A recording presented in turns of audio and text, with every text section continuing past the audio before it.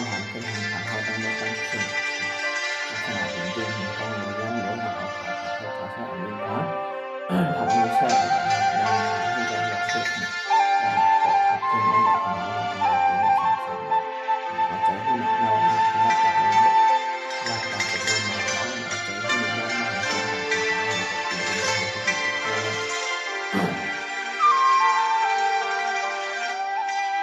ในวันนี้เพิ่มพาเป็นเจ้าในปีสายนึกถึงธรรมะธรรมจานึกถึงธรรมะเรื่องภาษาเรื่องปีสายดีจะนำให้ใจเข้านึกว่าโอ้ดีจะนำให้ใจออกนึกว่าโอ้โอ้ลมออกโอ้ลมออก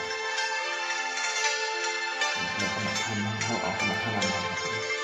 เอาแบบนี้ก็มาทำนี่แหละนี่ก็มาทำอันนี้จะเอาแบบนี้เยอะๆอันนี้อยู่ในตัวเราเราจะมาทำเราจังจิตจังใจให้มันดูท่องดูเยอะไปอยู่ที่ไหนก็เอาเพียงไหนให้มันมาอยู่ที่นี้ตีตัวเราตีใจเราคืออันนั้นเป็นกรรมฐานจันแล้วจันจิตจังใจให้มันมาอยู่ตีตัวเราตีใจเราคือมาอยู่ที่ตีเป็นหัวเป็นฟ้าไม่เป็นแบบนี้อยู่ที่ลมเขาบอกอยู่ที่ตัวเราเป็นจิตใจให้พวกลมเขาโทลมบอกเนี่ยก็มาขนาดพวกลมเขาโทลมบอกใจนี้ตีเขาก็คือของหันก็จะให้อยู่ให้เย็นเนี่ยให้อยู่ที่นั่นใจนี้ใจเย็นเขาก็จะหายก็แล้วเกิดอย่างเกิดขึ้นมาตั้งแต่คนเราลงมาทำใดปีในสภาวะอีกเกิดขึ้นมาเราจะที่หายใจพอเราหายใจเขามีบอกลูกให้ใจมีขอโทหันลมเขาอ่อนกัดเขาลมออกอ่อนมาออกมาให้ให้เด็กเขาเรียกว่าพุทโธก่อนให้เรามาช่วยสภาวะการเห็นบ้างเกิดขึ้นบ้างโดยเห็นแบบว่านึกแบบพุทโธเนี่ยจะให้มันก็อันบนกว่าเนาะตั้งหลังสาวรองอยู่พุทโธอันนี้ให้มันเลี้ยงเนี่ยพอนะครับจับตามให้มันเลี้ยงเย็นแบบถ้าวันเย็นอย่างในใจเปิดโดยอยากโดยหันขึ้นขันตาทั้งหมดดังเชียงภายนอกภายในแต่หมดทัดสั่นทั้งแผงมันก็เขามีอยู่นะมันมีอยู่นะนาทีเขาหลบมีสติปัญญาถ้าเราวางแผนมันเนี่ยจากนี้เกิดปีเงี้ยเนี่ยหันจ้องลงเตะอันไหนมีสติดึงตัวพอหายใจเข้าดูว่าปูหายใจออกดูว่าท่อหายใจมันหนีมันเย็นเห็นตั้งก่อนวันนี้มีแนวไหนจากแนวเนาะสติปัญญาเขาโดยหันขึ้นจำลองเตะที่อยู่ที่หนักที่มันเกิดขึ้นมาต่างเห็นรับบทหายกว่าเนี่ยเปลี่ยนเห็นดูเห็นที่ไหนนะอันนี้เราหมดโดยสภาพเปลี่ยนดูเหรอบังคับในทำชีพในสิ่งจุดชีพคนที่มันเกิดขึ้นหมดตัวดินดินตัวโหเนี่ยมีสติตราเห็นอยากโดยจำหันจำลองเตะนะเพราะใจเขาหนีเขาเย็นมากพอนะให้ใจเขาหรือบอกพวกลมเขาโทแล้วบอกพวกลมเขาโทแล้วบอกให้ใจเขาหนีเขาเย็นก่อนเพราะมีนี้เนื่องจากอยากด้วยเนาะอยากเป็นสัพพะธรรมตาทั้งหมดทั้งเสียงตั้งแต่คนทุกคนจะเมียติดเมียมือตาเป็นใส่ปอดเล่นเดินดังเนี่ยด้วยเขากว่าทั้งหมดทั้งเชียงเป็นสวัสดิ์ทำดามันหมดเนี่ยเขาได้หันตั้งดอกตั้งในเจอผู้เบิ่งทั้งหมดทั้งเชียงนะอันไหนเขาก็ด้วยวันตั้งในโหดดดินโดโหหรือว่าผู้หาเราเนี่ยเขาก็ได้ปองใจนึกใจว่าในโลกกำผาทั้งหมดทั้งเชียงมันเห็นผู้เนี่ยมันเห็นผู้ดีอะไรเนี่ยในโลกกำผาทั้งหมดทั้งเชียงตัวเคยผู้เนาะตัวเคยผู้สภาวะทั้งหมดทั้งเชียงนั่นเขาเห็นรู้เรื่องตัวลมใจเขาเนี่ยเขาได้ปองใจเลี้ยงใจตั้งดอกให้ตั้งในมันหมดว่าผู้ยักตัวเขาใจเขาเตรียมตัวหนาตั้งดอกเขากับผู้จักบรสภาวะตัวเบิ่นใจเบิ่นตัวเขาใจเขาย่อสภาวะในโลกกำผาทั้งหมดทั้งเชียงผู้เจอผู้สามชั้นเปิง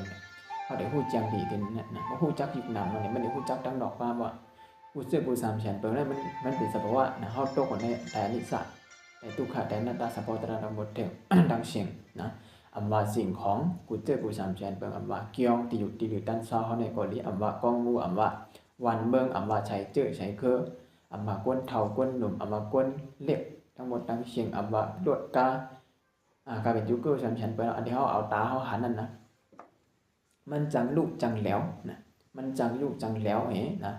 ย่อก็มีผู้ใดเป็นไรดีกว่าห้ามชี้มันไรนะมันจังเปลี่ยนจังลูกจังแล้วมีผู้ใดเป็นไรห้ามชี้ไรอันนี้มันตกแต่อนิจจทุกขันนัตตาสภาวะตามหมดทั้งหมดเชียงมันเกี่ยวเขาเฮ็ดขึ้นมาใหม่ๆเนี่ยว่าหนึ่งเจ้ามันเตะลูกเตะแล้วนะเตะลูกเตะแล้วเฮ็ดเตะหายลายกว่าขึ้นในเหรียญนึงก่อนนะมันเกี่ยวเนี่ยนะเกี่ยวกับนี้กวนกับนี้เหมือนกัน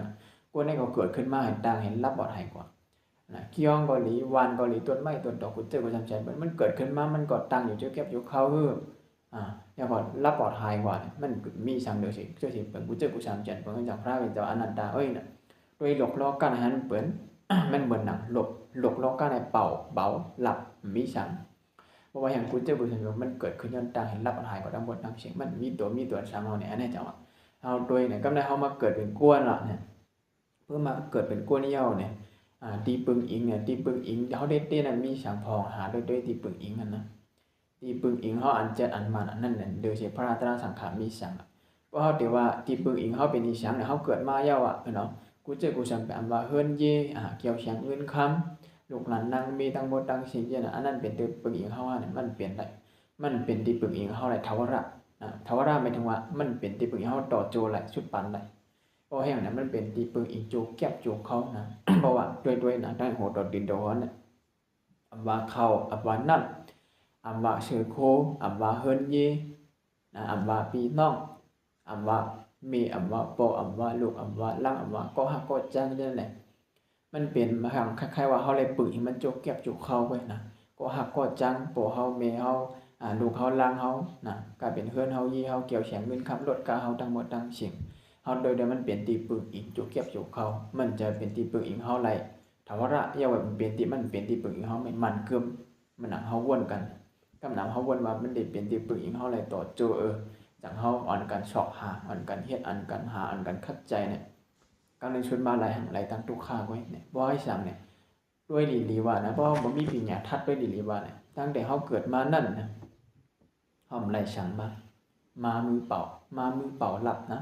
มามือไหลตีนไหลเนาะเป่าหลับทั้งหมดทั้งเชียงตีมือเฮามีข้ามใส่มาปันมีลูกมีลังมีผมมีสังเสียงเจ้าเสียงเปิงนะมีเฮือนเย่มีรถก้ามมีเงินข้ามไหนมันเนาะมันหอยมาเป็นจอมคอจอมตู่จอมคิงจอมมือจอมตีนเฮานะเกิดมานั่นแหละไหลสังมาเสียงเจ้าเสียงเปิงเนี่ยเฮาโดยมือเฮามาเฮาไหลสังก่อนได้มาเสียงเจ้าเสียงเปิงก็อย่างการกำเนิดพอเฮามาถึงยาวเนี่ยเนาะพอมาถึงยาวพอมีตั้งหูตั้งหานขึ้นมาให้สั่งเนี่ยเนาะมันก็ฮู้ก็หันว่าอันนั้นก็หันฮู้ว่าเป็นของเฮาของเฮาอันนั้นก็ว่าหันฮู้ว่าเป็นคู่เก่าอันนั้นก็เป็นคู่เก่าอันนั้นก็เป็นของเก่าลูกเก่าเฮิรนเก่ายี่เก่าโพเก่ามีเก่าเงินเก่าค้ำเก่าคู่เก่าของเก่าเป็นกูเชื่อกูสามเพียนเปิดหันให้ตั้งหันตั้งหัวมันก็เปลี่ยนแห่งเนี่ยมันก็หันพลิกวนพลิกเปลี่ยนมันก็เลยทุกข์ตั้งคืนตั้งวันกำเนิดก็ไหนบอกว่ากูวันกวนเฮาโดยว่าเฮาทุกข์ยันหามันจะว่าทุกข์ที่เฮามีทุกข์ยันเบ่มันมีนั่นน่ะนะเฮายันเบ่เฮามีเฮามีนำนะเฮาก็เลยทุกข์นำอันนี้ทุกข์กูวันเนี่ยทุกข์ยันเบ่ตั้งมีนะมันจะทุกข์ยันเบ่เฮามีทุกข์ตอนยันเบ่ตั้งมีสั่งเฮาด้วยเฮาด้วยเฮามีสั่งมาเฮาเกิดมาอย่างเนี่ยเฮามีหัวมีขามีตีนมีมือมามี6พูด6วัดมีอาการ32มีออกมาเนาะมีตัวขึ้นมาเนี่ยมีใจฮู้ขึ้นมีตัวมีใจฮู้ขึ้นมาเห็นนะยันเบ่เฮามีนั่นมาเฮามีขึ้นมาจังเฮาทุกข์นะยันเบ่มีหัวมีตีนมีขามีมือเห็นจังเฮาเลยทุกข์วันนั้นเนี่ยทุกข์ยันเบ่แห่งมันเกิดมาน่ะเนาะจันเบ่จากที่มีทุกข์น่ะมันมีนะมันมีการเกิดขึ้นมาจังมียาวกว่ากังมีสังเนี่ยจราเนาะจราปิทุกข์จังมีการเท่าเพราะมีการเท่าจังมันมีการเจ็บนะมีการเจ็บแทงยาวกว่ามีการตายแทงเพราะมีการตายแล้วยังมีการได้ผัดยันเนาะก็หักก็จังยาวกว่ามีการได้ผัดยันเฮือนยี่เกี่ยวแฉงเงินคำกูเจอกูสามเสียนเปิดเอาคัดใจหอมหามาตั้งแต่เขาเกิดมาโดนปอตายก่อนเนี่ยเนาะเขาคัดใจหาแม่เขาเลยผัดยันมาขึ้นกลางอยู่ผัดยันก่อนคัดใจหามาเนาะคัดใจเอาแห้งตัวแห้งใจคัดใจหามาขึ้นวัน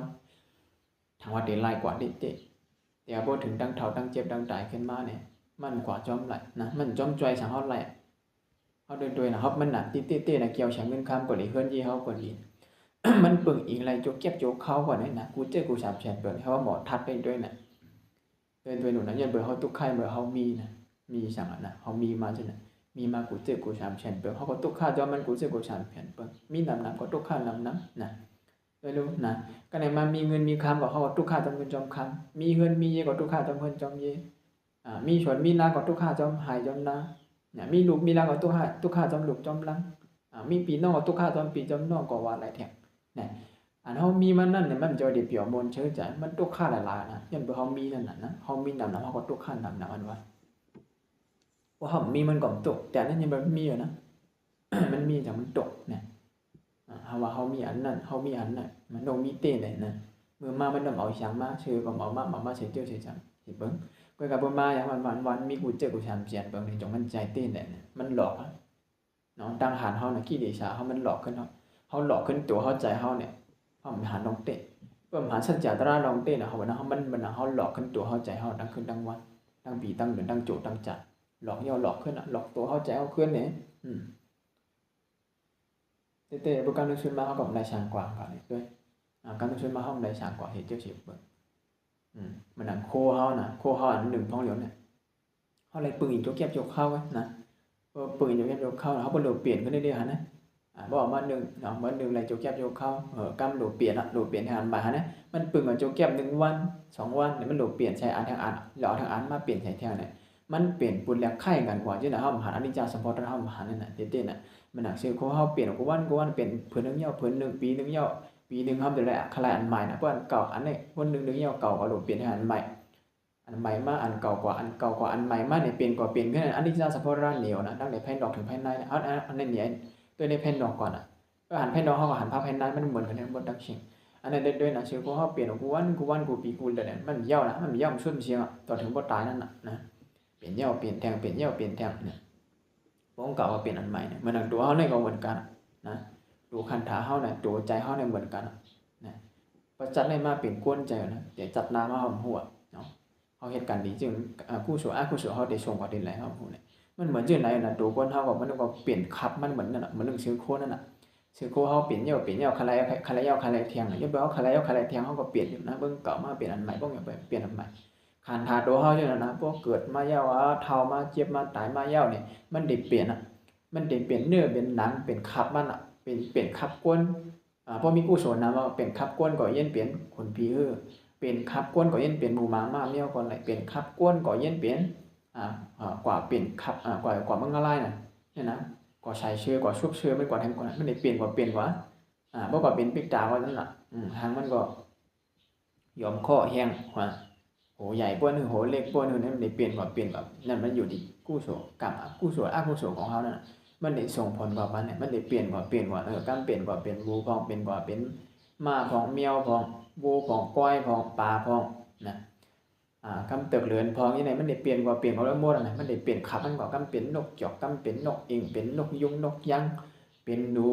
กำเป็นงูอย่างกำเป็นกาหล่นกำเป็นนกกากำเป็นสังชีกำเป็นเสือนะกำเป็นเสือไผ่กำเป็นเสือเหลืองเปลี่ยนมันหมดอันไหนเปลี่ยนกว่ากูจะเปลี่ยนขับมันก่อนที่กันเกิดตายกว่าเว้นไว้ตายเกิดใน3สถานในหาที่สุดดีกว่าอันไหนบ่แห่งเนี่ยนะ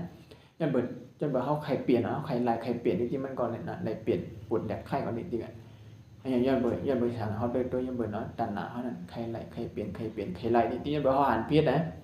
เฮาช็อตได้ขึ้นมาเฮาเกิดมานะเฮาทำลายฉางมาสิเจอสิเบิ่งกันเฮามาใครลายใครเปลี่ยนถามว่าได้เป็นที่ปึงที่อิงเฮาไล่ต่อโจสุดมันเป็นที่ปึงอิงโจแก็บโจเก่าให้เฮาบอกปองอย่างนั้นชื่อโคมันยืนนั่นเอาก็ตัวว่าเรามันเป็นที่ปึงอิงโจแก็บโจเก่าเบิ่งผีก็เป็นที่ปึงอิงโจแก็บโจเก่าเบิ่งฉางก็เป็นที่ปึงอิงโจแก็บโจเก่ามันเบิ่งฉางมันก็ข่อยลงมาขึ้นหมดมาวินไปใดเกิดขึ้นผีก็ขึ้นอยู่เบิ่งผีก็มันก็อยู่แหละนะสมหนังอายุเนาะอายุอาศักอันเขาวางตามไว้บันเพราะว่าจะดูมาราชิกาได้5ปากเนาะ5ปากจัดดาวดินสานั่นเห็นจัดเนาะเห็นมันชื่อเห็นครับอายุเขาละอยู่1เห็นปีจะดูมาที่จะดูมาราชิกาได้5ปากปีเนาะขึ้นว่าดาวดินสาเห็นปีขึ้นว่าแทน2เห็นปี3เห็นปี4เพราะว่าก็เพราะอายุมันหมดก็มันก็เลยข่อยของมันลงมาขึ้นมาวนเป็นไว้ใจเกิดเนาะมาเป็นขึ้นกวนทองเปลี่ยนหมู่มาเหี่ยวให้ลงเป็นโดดติดตาลงเบิ่งอะไรมันก็ขึ้นลงจนอาหารที่ชั่วชีวิตย่อมแต่ว่ามันเป็นที่ปึงอิงมันใจที่ปึงอิงทวระมันเป็นที่ปึงอิงจุกเก็บจุกเข้าคุกเจ็บกู3แสนไปในดอกน้องกันจังหวะนั้นน่ะเฮาเลยมีที่ปึงอันจัดอันบานมันพระตระสังขารอันนั้นเป็นอันที่ปึงอันจัดอันบานไม่ได้มันเป็นที่ปึงอิงทวระแค่เฮาเนาะมาวิวัยใจเกิดอันนั้นพระตระสังขารแดดต้นสูงสุดนะมี3เดือนแดดต้นเดี๋ยวพระตระสังขารจังหวะให้เฮานั่นเอาที่ปึงที่อันเป๊ะอันจัดอันจังมันก็ได้เพราะเฮากลุ่มหันพิษบนพิษหรือว่าที่ปึกอิงโจแก็บโชว์เข้าในโลกเราก้าวในเดียวมันนั่นน่ะมันก็ชื่อโคเนาะก็ได้เกี่ยวแฉงเงินค้ำเนี่ยเกี่ยวแฉงเงินค้ำนั่นก็เหมือนกันเกี่ยวแฉงเงินค้ำในก้อยกับมันเป็นสมมุติมักมันมีการมีขันขึ้นมาเพราะบนสมมุติมักมันปิ้งยับมักมันมีการมีขันขึ้นมาเนี่ยมันก่อนนะมันแห้งนะมันเหมือนหนังแต่ก็เอาก็7นิ้วนะเอาก็เฮ็ดพา7ตีน7มือเนี่ยเอาบ่เฮ็ดอีสังอะไรบ่ดอกเงินนั่นนะเอาบ่อีสังเอาเผาไผเด่นก็ยังหลายบ่เบิ่นมักมันขึ้นมามีการอันนั้นยังเบิ่นมักมันมีการเอาแต่แลกเปลี่ยนอะไรเนี่ยเฮาก็เลยกว้างเนี่ย กำเนิดเขาบอกว่าเขาบอกว่าเงินคำนั่นก็เขาบอกชมบ่อยบอกตราตัวเด่นเกี่ยวเสียงเงินคำมันอยู่ดินน้ำลมไฟมาเนาะเสียงนั่นก็อยู่ในสังเเป็นน้ำนะมันเป็นน้ำอยู่ดินน้ำนะเสียงนั่นอยู่ดินน้ำมาคำนั่นก็อยู่ในดินมาเนาะคำนั่นอยู่อยู่ในดินนะดินในถ้ำที่เต้มันอยู่เป็นมันเปลี่ยนหมักหินนะหมักหินในน้ำในที่ไหนเปลี่ยนมาเสียงคนนี้คำคนนี้เงื่อนทำเป็นดินไหนเงื่อนทำอยู่ต้นไม้ต้นตอกมายังต้นไม้ต้นตอกต้นไม้ต้นตอกอยู่อะไรมาอยู่ในดินขึ้นมาเนี่ยอันนี้ครับบริษัทเล็ดด้วยเนี่ยกลายเป็นเกี่ยวเฉียงเงินคำเนี่ยพุทธอยู่ดินน้ำลมไฟพุทธบอกขึ้นมาตั้งบนตั้งเฉียงนะมันได้อยู่ดีไหลขึ้นมาหรอกมันอยู่ดินน้ำลมไฟพุทธบอกขึ้นมาหมดเงินก่อนนี้ข้ามก่อนนี้เฉียงก่อนนี้จะได้อยู่ดีสภาวะดินน้ำลมไฟพุทธบอกขึ้นมา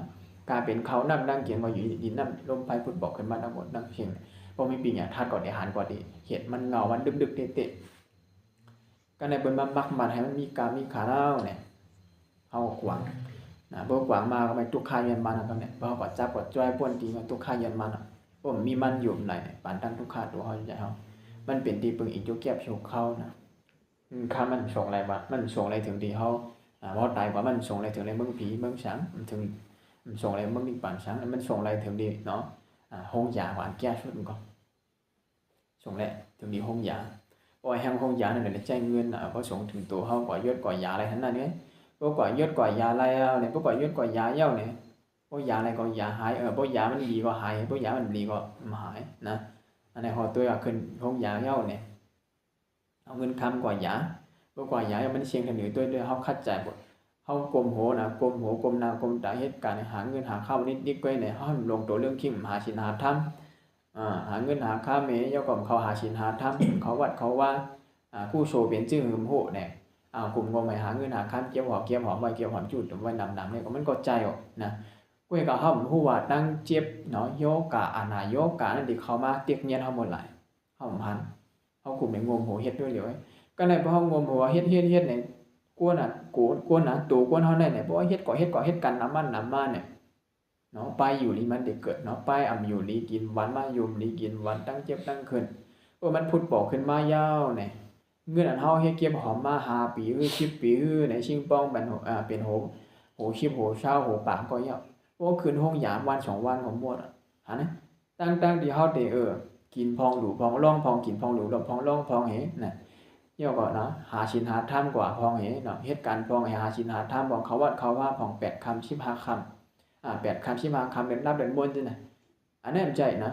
วันเดือนรับเดือนบนก็เหตุการณ์ดีๆนะเพราะว่าพาโตชาเหตุการณ์เฮ็ดงานหาเงินหาคำไอ้เงินคำนั้นบ่ตายมาเมาขออะไรเตเยี่ยวก่อนมันป่วยปกถึงห้องยามาก็หาเนี่ยเอาเก็บไว้ชิงบ่หาปากหาชิบบ่ก็อยู่ห้องยา 2-3 วันหมดเชิงเหลือชัง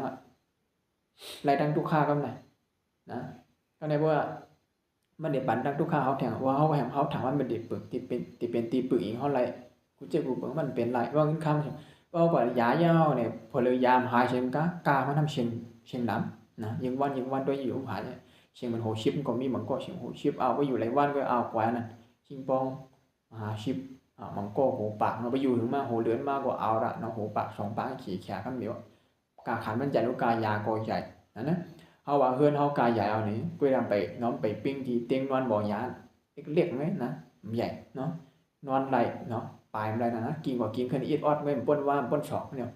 นะกินก็กินขึ้นนั้นก็แต่ว่ากามันใหญ่นะนอนกว่าเป็นเดือนป้นเดือนนั่นแหละมันกว่าเป็น6 ปาก 2 ปาก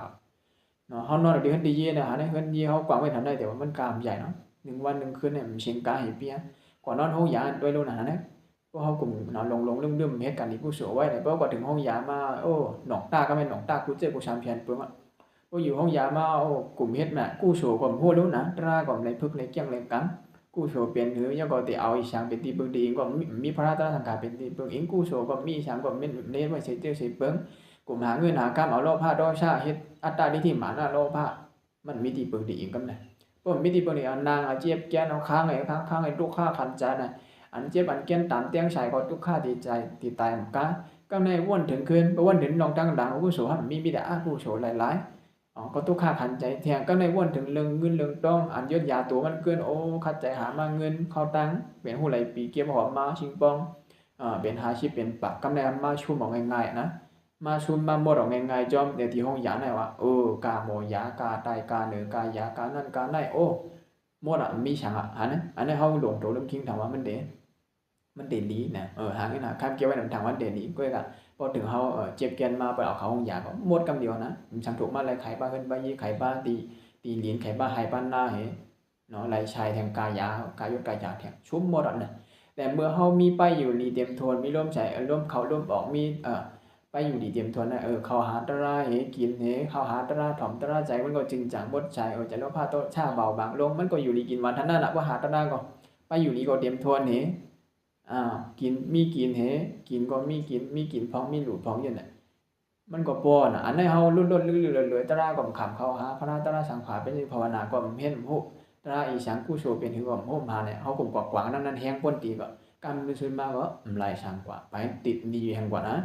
ไปเอาดูเอาลังติดดีแห่งกว่าบ่ขึ้นห้องยาได้ตัวเนาะเงินหาไว้ชิงปองปากชิง2ปากเนาะตายกว่ามันตายหลายๆนะกำน้ำก็ตายใจเนอะนะขึ้นห้องยาเย้าบัดอ๋อชิจินใส่บันใส่ปันโอ้ทุกข้าดิตายใช่ก็เงินก็เชียงดังก็ตายกว่ามันไปตายตัวตายกว่ามันไปตายหลายเอาดีเอาชีน้ำไว้มันลุกล่างแทงตั้งหลังทุกข้าแทงกับนะตายมันตายหลายจังนะคนมีศีลมีธรรมเนี่ยมันตายกันเย็นมันดูเปิงอีโมยาก็ยังหลายเพราะอย่างมีศีลมีธรรมตายจอมศีลจอมธรรมมันเดินกว่าดีทุกขันตินะมันเดินกว่าดีเมื่อผีถึงลิ้นถึงปันอันนี้พอเขาตายโดนผ้าโดนชากว่ามึงอะไรแทงไปกว่าทุกข้ามันก็ตั้งหลังปล่อยเถื่อนไม่บันดีชินแทงอย่างนี้โอ้อันนั้นเดินมันชุ่มเตะชุ่มว่าอันนี้พอเขาว่าพอมีพระตระสังขารเป็นตีเปิงเขาก็เลยกันอันนี้เขาว่าเอาเงินเอาข้ามเป็นตีเปิงอีกมันไหลนะเดี๋ยวเงินเอาข้ามเป็นตีเปิงเตี้ยมไหลเพราะมันเป็นของโจกแก็บโจกเขามันจะบางทีของเปิงอีกเขาเลยถาวรตั้งจัดถึงจัดน้ำใช่มันเปิงอีกนั่นเนี่ยมาจัดไหนพองลมหายใจเขาออกแน่ก็ว่าลมเขาลมออกเนี่ยมันหายใจเข้าเขาหายใจออกนั่นน่ะชิมจะนั่งหมดเงินข้ามเกี่ยวเสียงเงินยี่ลูกหลานนั่งมีกูเจอกูชามเชนเปิงมีฉันชิมหมดจอยเขาไรเสียเจ้าเสียเปิงให้หมดให้บ่หันให้บ่มีปิ่งอาหารจอมลงเตี้ยจังนะมันเต็มไรกว้างมันเต็มไรกว้างไรก้ามันก็เด็ดไรเนาะโลภะโทสะมันเด็มเบาบางลงเพราะว่าการนึกชุดว่ามันเอาไรฉันเตี้ยเงินยี่ก็เอาก่อนไรเงินข้ามก็เอาก่อนไรโอ้มีลูกหลานนั่งไม่หักกันเหนือหักนะมันไรเอามันกว่าจ้อมกันนะกว่าก็มือก็ปอกมากก็มือก็ปอกเนี่ยจะเอาให้คัดใจอ่อนกันเฮ็ดนะเพราะเขามีกินมันดึงเพราะเขามีกินมันดึงมีหลวนะก็ได้เพราะเขามีกู้โฉดึงมีศีละนะกู้โฉเพราะว่าเขามีกู้โฉดีเต้เนี่ยศีละเขาดึงมีก็ได้เพราะเขามีกินเขาดึงมีหลวนะอันนี้ให้มันด้วยว่าเพราะมีกินก็ดึงมีหลวก็ได้เพราะมีกู้โฉก็ดึงมีศีละเขาว่าเขามีกู้โฉอะไรเพราะศีละเขามีแสดงว่ากู้โฉเขามีนะเพราะเขามีกินเขาดึงมีหลวเพราะมีกินมีหลวแสดงว่าอันนั้นกว่านะการนึกชุดมาปิดตามีฉันดีกว่ามันนะเพราะว่าอย่างมีเกศว่ามีหลูนี่มันเป็นไรนะเพราะมีกินตึ้งมีหลูเนี่ยเกศก็นำก็เกศเจ้าหนังเจ้าเก่ามีปองเปลี่ยนอะไรมีเกศดูเกศมีนำก็รวมนำหลูได้อย่าไปว่านั่นนะพระมีเจ้าว่าคล้ายๆว่าหนังคือแห้งเนี่ยแห้งว่าหลูอย่าไปว่าแห้งเพราะว่าหนังคือเจ้าเก่านั่นน่ะแห้งพระพระเป็นเจ้าสังขารเขาเจ้ามาห่อบันแห้งให้เขาดูดันหน้าให้เดี๋ยวตื้อกรรมสิเสียละอย่าว่าให้เขาถึงอันสูงสุดท่านเปลี่ยนสมถะวิปัสสนาให้เขามาแก้มากรรมกันนะย่อมไปสังเนี่ย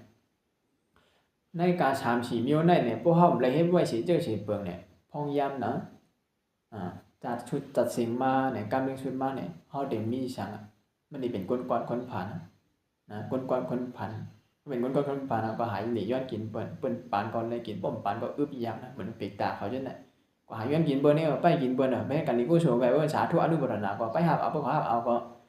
มันก็ลายเพิ่มทับเอาก็คำลายทั้งนั้นเป็นตัวเป็นตานะมีดีอยู่ดีเศร้าโคหนึ่งก็มีเขาขีดตั้งเขานั่งตั้งกินมีบ่แห่งบ่อยู่เมืองกวนลงโตลืมคิงหลุมตันนะหลุมตันจากกะโมจากกะโมหลุมโมตันในการที่ชุนมาห้ำเชี่ยวฉินทำก็มีเนาะแค่ฉินหาก็มันกึมฉินหาก็มีอะไรมันจะต้นไหนกุมทิ้งมาเอาฉินหาเป็นจื่มต้นตั้งแต่เกิดเป็นกวนมาถึงโพตายหัวโพหอกนะตาโมหลังเบื้องก้มผมตั้งในคนไข่ใจได้ในสินหะ1ปานาติปาตะนะห้ามเอาล้มเขาล้มออกเป็นนะขาดพวกเราเอาล้มออกล้มเขาเป็นขาดห้องว่าตายเอาเป็นตาย2มาหังลับนะห้ามยิบเอาพวกของเป็นนะอันนี้เจ้าของเป็นผู้มันเป็นปนักคว้างเขาว่ายิบเอานะห้องว่าลักนะลักเอาเนี่ยบนลักอันนั้นว่าพิษนะพิษมาข้อที่2ข้อที่3มาเนี่ยพิษผัวพิษลูกพิษเมียอันนี้ก็เปลี่ยนแทงเนาะข้อที่3อันนี้ก็เฮ็ดให้เขาเฮ็ดให้เขาทุกข์ขันใจเนาะเพราะว่าเลิกว่าพิษศีลพิษธรรมเนี่ยมันได้เฮ็ดให้เขาพิษเปิงมากุจิกุชามเสียนเปิงเฮือนก็เฮ็ดตกแต้มมานี่บ่อย่างเขาพิษศีลพิษธรรมคิดหาเขาได้บ่พิษก็มันขึ้นใหญ่ไม่สูงมันได้ตกแต้มบ่ได้กวนนะพอพิษศีลพิษธรรมพอกวนเฮาอยู่ในโลกกันเนี่ยอยู่จอมศีลจอมธรรมมันกัดเหยียดเจ้าศีลจอมธรรม มันเลยว่าเนาะการเย็นจนว่าเขาพิสิทธิ์พิธามมันการเย็นยังเพื่อเขาอยู่ย้ำสินย้ำทำพิสิทธิ์พิธามแล้วก็เลยการเย็นอายุเขาได้ยืนยาว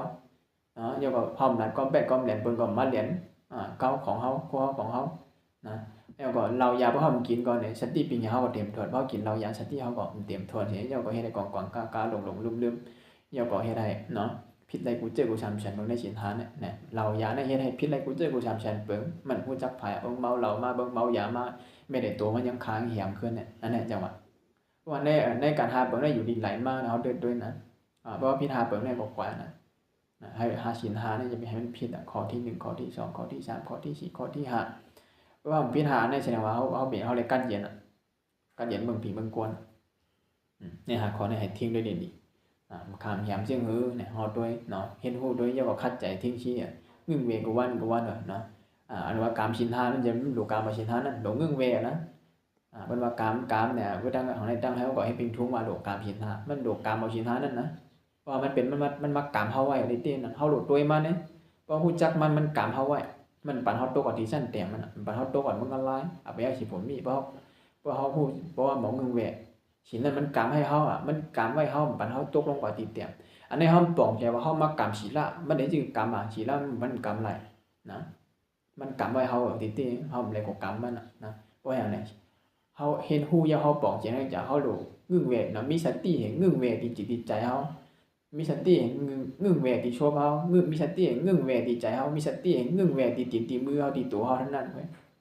นะบ่มีสติตราในทุกหิวเขาในชิ้นก็มันก็มันกึมนะอันกูว่าในสติมันกึมนะจังไรมาเพิกจังให้เพิกสตินำมันเป็นสติมันยังเขามีกันโยนั่นนะมันยังสติหมู่มาเมียมันจะสติเขาว่า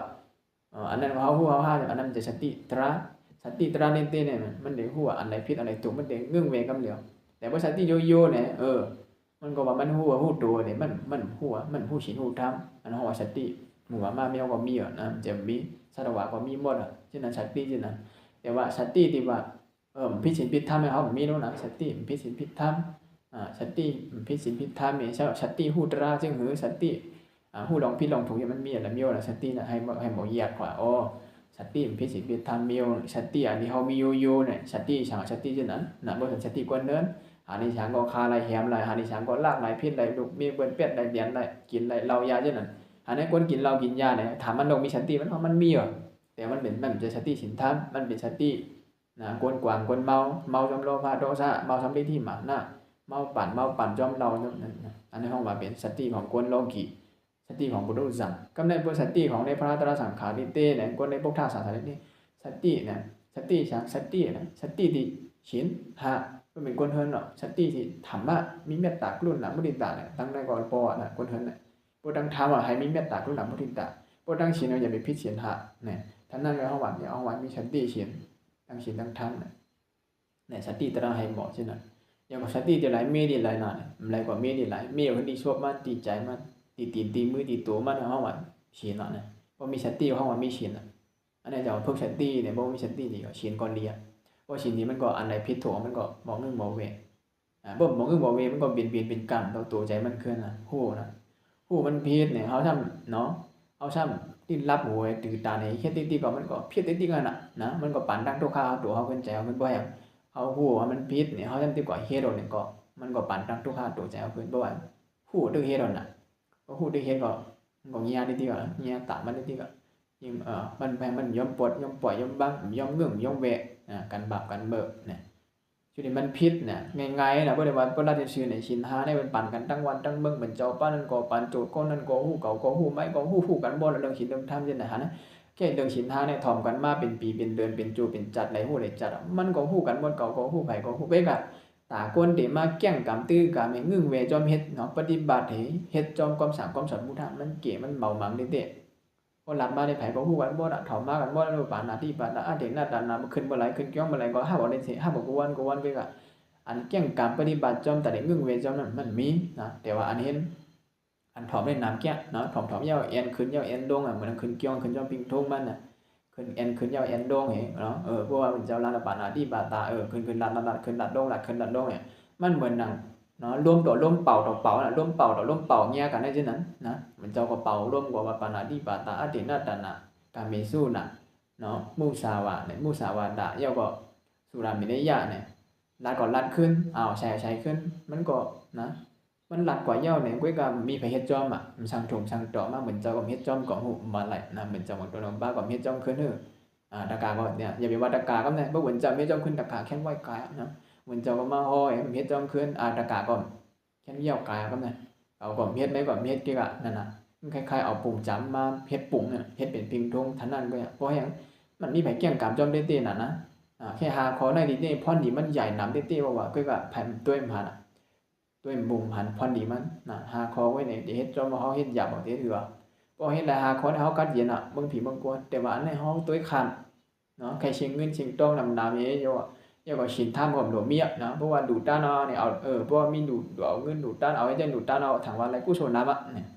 เวกาพอชินท่ามเขามีเนี่ยกู้โชพอเดียนเขายืนดูเดินด้านมันน้ำพอชินเขามีเนี่ยพอดีกู้โชด้านหน้าเขานั้นมันมีตั้งมันเดสูงชุนแหละนะเพราะชินท่ามเขาหลีเนี่ยด้านหน้านั้นจังนี้มีพอดีมันใหญ่พอชินหาเขามีเฮ็ดด้านหน้าฉันก็เนาะเฮ็ดเป็นเหงไรจ้อยเงี้ยมันไรน้ำนะเพราะอย่างชินเขามีเอาเฮ็ดกว่าแค่ว่าเฮ็ดดูเฮ็ดตาเนี่ยก็ทำมีเขียนมีเขียนมันเหมือนจังหือไว้เนี่ยมันเหมือนหนังชื่อไว้ตีดินดองกี้มันมีอย่างเนี้ยมันมีกันนะมันมีปักเปิงอันเป็นชื่อใครนะจดหมายชื่อใครกันว่าอันนี้เขาลงลายมือกันนะลงลายมือกันไว้นะเป็นตีดินเขาเนี่ยลงลายมือกันเนี่ยจะได้มีวัดมีไหวมันเนี่ยมันหนังเป็นหนังตีนดองกี้นะมันเหมือนหนังตีดินที่มีวัดมีไหวสังเชื่อเอาชอบชื่อต่อกันเนี่ยเอาชอบรัดต่อกันเนี่ยเอาชอบรัดมีการเต็มดีเห็นเจ้าก็มีการมักมานิชามันลดการบุตรดอกนั่นนะการบุตรดอกให้การมีลันเจียนนั่นน่ะเพราะการมีลันเจียนนั่นเนี่ยเปิ้นได้เอากว่าอยากเปิ้นนะการมีลันเจียนเพราะการบุตรดอกเนี่ยหาเนี่ยมันหลายอย่างเป็นจังกี้จังยอบหลายตาเสียอันนั้นจังว่าเนี่ยพอมีศีลนั่นเนี่ยมันเหมือนการมีลันเจียนก็ในพวกมีศีลนั่นมันเหมือนการบุตรดอกนะมันตาหน้าดูเฮาดูนั่นตานั้นมันเหมือนการบุตรดอกนั่นมันขี้เขียเป็นจังกี้จังยอบหลายตาเสียเป็นจังเอาหลายตาเสียนะแต่ว่าแบบการมีลันเจียนเนี่ยขึ้นได้ดองกี้บันติขึ้นกว่ายันกูบันติเอาการวุดดอกกว่าได้เดียวเพื่อป่วนเปลี่ยนนั่นกว่าเลยกว่าไอ้หมดบันตินะเพื่อการวุดดอกขึ้นกว่าได้ดังเดิมดอกนั่นน่ะยันกูยังการวุดดอกมีลันเจียนนะมันจังเป็นจังตีและยอมเลยก็ในพวกเขา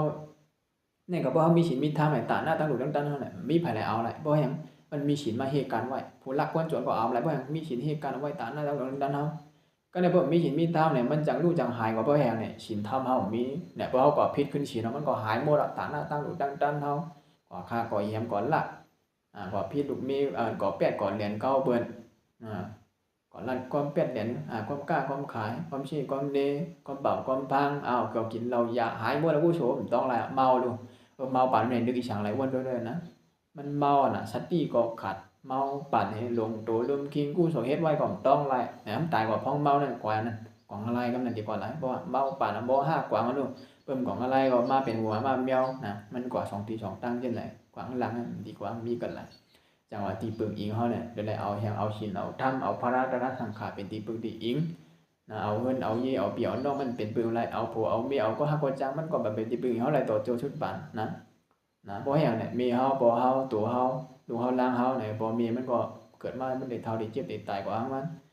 ตัวเฮาก็มันก็ดีกว่าเนาะเกิดได้เท่าเจ็บได้ตายลูกหลานเฮาได้เกิดเท่าเจ็บตายมันเป็นที่ปึงเฮาหลายต่อโจนะเฮายังอ่านว่าถามว่าโอ้บ่อยากมาถามว่าเฮาลูกหลานเฮาดูได้เป็นที่ปึงเฮาดูเลี้ยงลุ่มลาวมันใจแต่เหลียวในกับปันเดอเหลียวก็เลียช่างทุกข์ช่างต่อลูกหลานตายก่อนบ่มียังเมียบ่มีแล้วมาเฮียนปันซ่อมลูกหลานเฮียนปันซ่อมวันเกิดวันตายด้วยๆนะลูกหลานตายดังพ่อแม่ก็มีพ่อแม่ตายดังลูกหลานก็มีปู่ย่าตายายตายดังลูกหลานตายดังเบิดปู่ย่าตายายก็มีหาในลูกหลานนั้นเฮาตายก่อนเฮาก็มีเฮาตายก่อนก็มีนั่นจังได๋มันมีบ่จังว่าเฮาอย่าเป็นนั่นน่ะอย่าไปเอาดังเจอเป็นที่ปึงได้เลยพระราชาขาเป็นที่ปึงเพราะว่าลูกหลานเฮามันก็เป็นที่ปึงเฮาเลยเด้ลูกหลานเฮาก็เป็นที่ปึงเฮาเลยเด้ผู้เฮามีเฮาก็มันเป็นที่ปึงเฮาเลยเด้เฮาฮู้หลายเฮาล้ำหลายเฮาดีกว่าหน้าเขาดีกว่าหน้าผ่านนิพพันตายนั่นน่ะเฮาดีกว่ากันเขาดีกว่ากันเฮาเนี่ยพวกเฮาก็ยิ่งอันเนาะยิ่งอันไว้ก็ยิ่งอันว่าที่เอาลูกหลานก็ได้เลี้ยงเอาลูกหลานก็เป็นพี่ว่านะหอกาหอรถออกก่อนเนี่ยพาตายไปนี่ตรงทุกข้าเนี่ยยิ่งอันไว้ให้ลูกก้อนนั้นยิ่งดูลุ่มลาเฮายิ่งอันหลานก้อนนั้นยิ่งอันนั้นอันไหนมันเป็นไรเพราะมันเป็นของดีต้องเกิดต้องเฒ่าต้องเจ็บต้องตายรู้แล้วแตกใหญ่ยาวก็สิเลยผัดยันกันมันแต่บ่มีตราจังได๋เฮาก็ทุกข้านี่ที่บ่แฮงเฮาหาจ้องหลงติ เขาก็ยึดมันถือมันให้มันเปลี่ยนต้นหนังกลางใจเขากูเจอมันเปลี่ยนหลายนะที่ปึงอีเต้มันมีอ่ะนะที่ปึงอีไรเต้นั้นมันเป็นที่ปึงอีโจแก็บโจเข้าลูกหลานก็มาปึงอีโจแก็บโจเข้ากูเจอนะดวดก้าก็เป็นที่ปึงแอบที่ปึงอีโจแก็บโจเข้ามันปึงอะไรต่อโจชุดปันอันนั้นดวดก้ามันจังลูกจังแล้วหมากจังปอกไรนะจังลูกจังแล้วจังปล่อยไรนะมันเป็นที่ปึงอีโจแก็บโจเข้าเพิ่นยีนี่ก็เหมือนกันนะมันจะเขาที่ปึงมันตั้งขึ้นตั้งวันหันเลยเพราะฉะนั้นเขาเนาะอยู่ดีในเฮือนได้ตั้งขึ้นตั้งวันใจมีเข่ามีออกมีเข่าหันนะอยู่ตั้งมันตั้งขึ้นตั้งวันนู่นนั่นนะกำออกหอยกำเขามาเกินออกไอ้เข่าไอ้กวายไม้เขามาแล้วเอาดีเฮือนนั้นมันเป็นที่ปึงเขาดอดโจบนะเขาอยู่กำกวายกว่ากำไม้กว่าหมากว่ามาเนี่ยมันขี้ขานะเขาอยู่ในเชียมันเป็นที่ปึงเขาอะไรตัวกูขี้กูเขาเพิ่มเป็นที่ปึงเขาเอากว่าจอมเพิ่นเอากว่าจอมให้ไล่มันที่ปึงเขาลงกว่าในโชว์ลงกว่าป้ากว่าดีแรงกว่าป้าให้อยู่ในเฮือนในเชียให้กันเย็นอันนั้นมันเขามันออก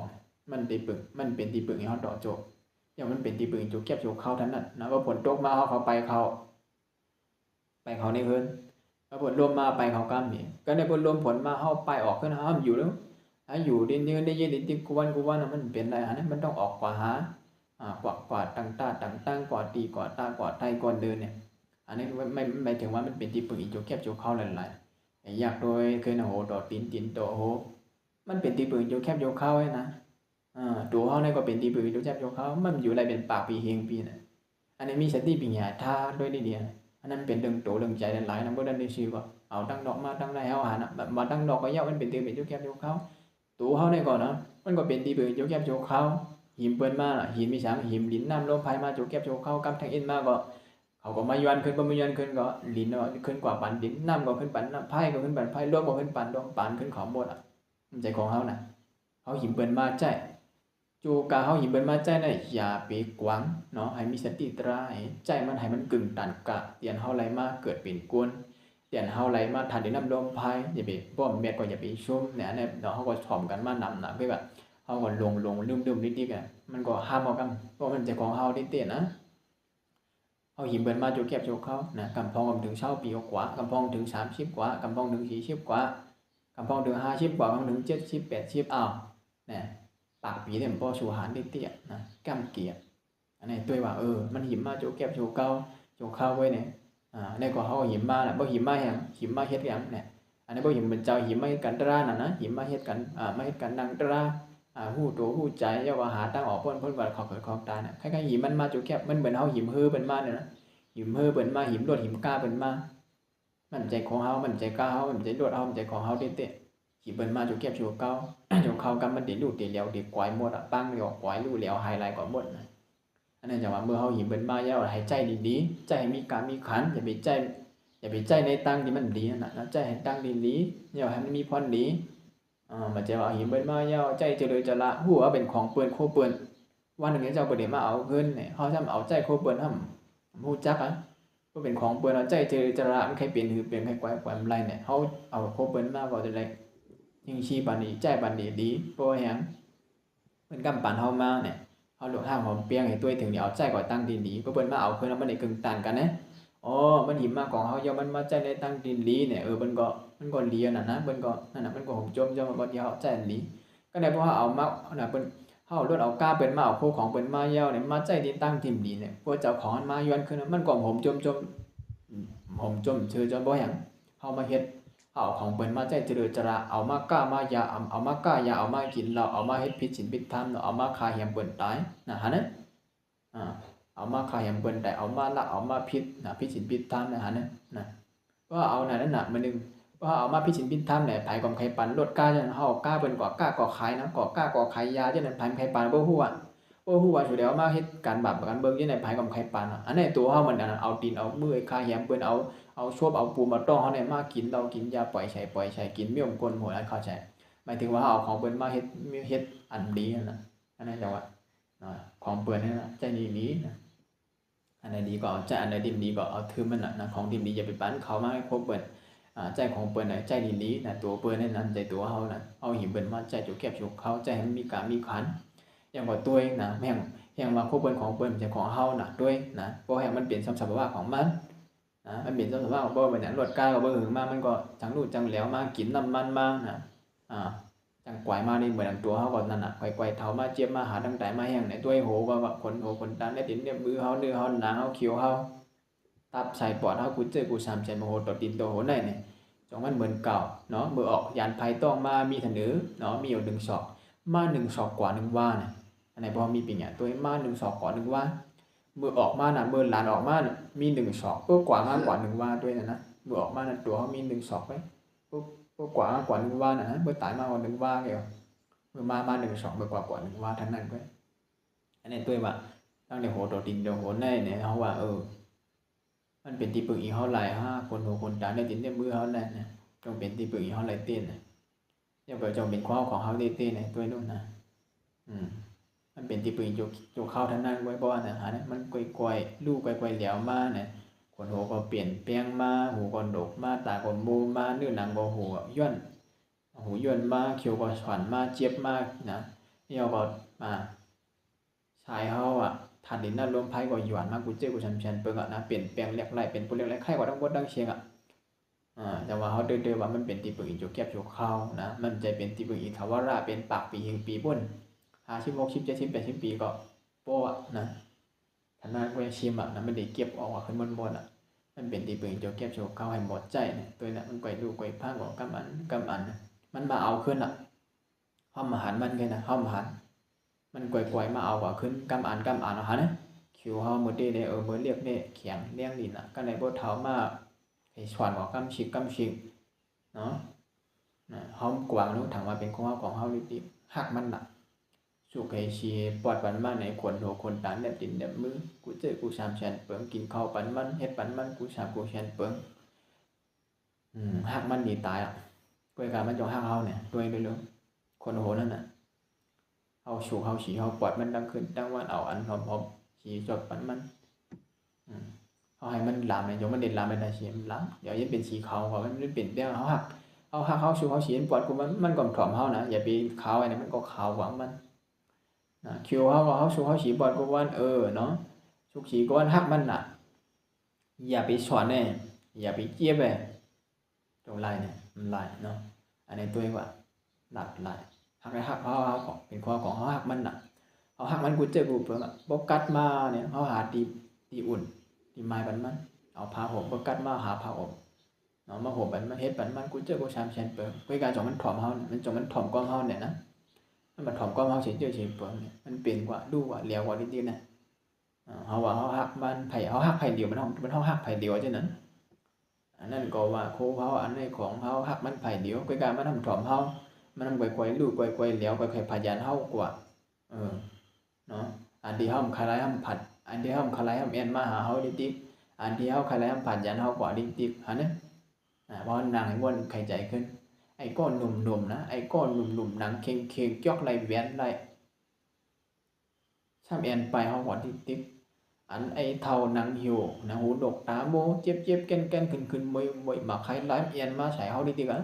เอ็นใส่เฮานี่กูวันกูคืนนี่เอ็นใส่อันเจ็บอันแก่นอันเท่าอันหูดกอันตาโมอันหลงลืมมาหมดมันใครหลายเช่นนั้นภายกลมใครก็ค่อยกะเอ็นเข้ามานะก็ไอ้ก้อนเล็กก้อนหนุ่มนะไอ้ก้อนเล็กก้อนหนุ่มสัก15 16 17 18 20เอ็นไปนี่อันเฮาจมหามันจมเอ็นมันเฮาเอ็นจมมันทำเอ็นไปเฮานะอันเท่าเฮาใครหลายมันจะมาหาเฮานิดๆเนี่ยเฮาเด้อๆเฮาเด้อถือล่ะเฮาก่อนนึกถึงกำเนิดเฮาจริงเฮากำเนิดเฮาอยู่ก็ได้พอนึกถึงก้อนเล็กเนาะก้อนหนุ่มมันเกี่ยวไหลเวียนแล้วก็คลายขึ้นก็มันก็ทุกข์ค่าแม่งมันลายน่ะ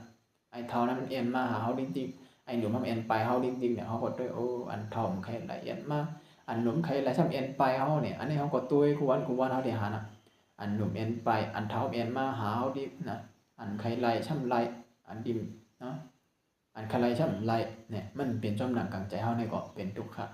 เนี่ยจังให้เฮาบอกด้วยว่าเนาะตัวเฮานี่ก็เป็นที่ปึงอีเฮาไหลก็มันแต่ปึงมันเป็นที่ปึงเฮาต่อโจชุดปันมันเป็นที่ปึงอีโจแก็บโจเขาเกิดกะเมื่อเฮาไหลปึงอีมันโจแก็บโจเขายาวเนี่ยให้เฮาหมอมีสติหมอมีปัญญาให้เนาะให้เฮ็ดให้มันไหลควันดีมันดำนะเฮาเอามาใจยาวให้มันไหลควันดีมันดำอันสูงสุดอันใดดีเอาอันใดดีอย่างนี้ก็เฮาก็หลบเก็บไว้บนนะเดี๋ยวว่ามาหิมมาใจมันบ่ว่าชอกหาฟันดีในมันเฮาก็ชุ่มก็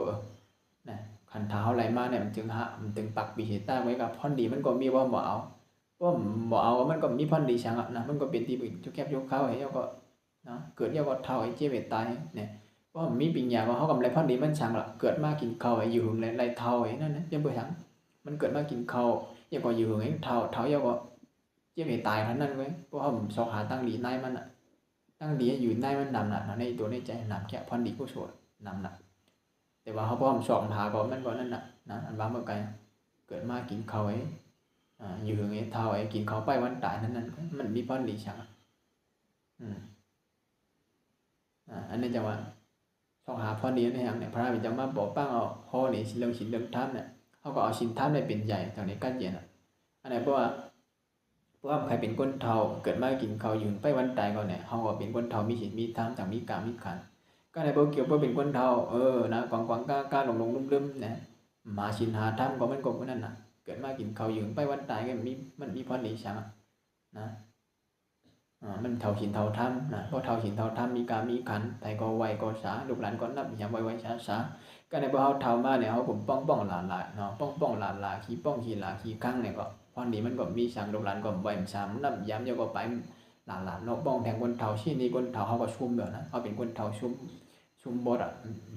แต่พอนั่งมีศีลมีธรรมบ่นิ่มตัวนิ่มใจได้เนี่ยยังก็บ่สร้างบ่สอนเขาบ่รัดได้ติว่าเนี่ยคล้ายๆว่าบ่รัดจำศีลจำธรรมบ่รัดจำลองจำดำมีเหตุมีผลเนี่ยเขาก็ถ่อมแต่ก็ได้บ่เขาเป็นคนเนี่ยคนเฒ่าหลงลืมกว่างก้าป้องหลาเป๊ะป้องเห็นหลายมีเหลียวไว้ได้เป็นคนเฒ่าขี้ป้องขี้หลาเนี่ยก็ลูกหลานก็ไปก็แม่นนะลูกหลานไปกว่าเฮาดิก็อยู่ใครอยู่เฮือนอยู่ยี่ไปหยังไปคนเฒ่าขี้ป้องขี้หลาจึงนั้นมาหมดก็เนี่ยนั่นน่ะไผความพัดอยู่จ้ากลัวเพราะไหนคนก็ลูกหลานก็กลัวพัดอยู่จ้เนี่ยพันดิตัวหลุดพันดิตัวถึงลุ่มละเฮาล่ะกำไหนอันไหนตัวอันไหนก่อนนะมันเป็นจังหวะมันเป็น มีศีลมีธรรมไว้ที่เป็นที่ปึงอีเฮาต่อโจรแล้วน่ะศีลธรรมได้เป็นที่ปึงอีนี่เต็มเฮามากก็หันเป็นศีลเป็นเนาะมีศีลมีธรรมเต็มทวนเนี่ยเฮาก็นั่นน่ะนั่งมันก็หลูป้องหลูลาไปตุ้ยหยุกตุ้ยหนำตุ้ยตูใจเฮาเป็นดูมันกึ้มเนี่ยมันก็เป็นที่ปึงหันตั้งเท้าเนี่ยก็แม่นนะพวกให้มันเป็นที่ปึงไอ้เต้เดี๋ยวพวกเขาเอาศีลเอาธรรมไว้เนี่ยถ้าตั้งเท้าเนี่ยก็เป็นที่ปึงเฮาหลายก็ได้เพราะเขามีปัญญานะเพราะเขามีศีลมีธรรมเนี่ยเป็นที่ปึงอะไรหมด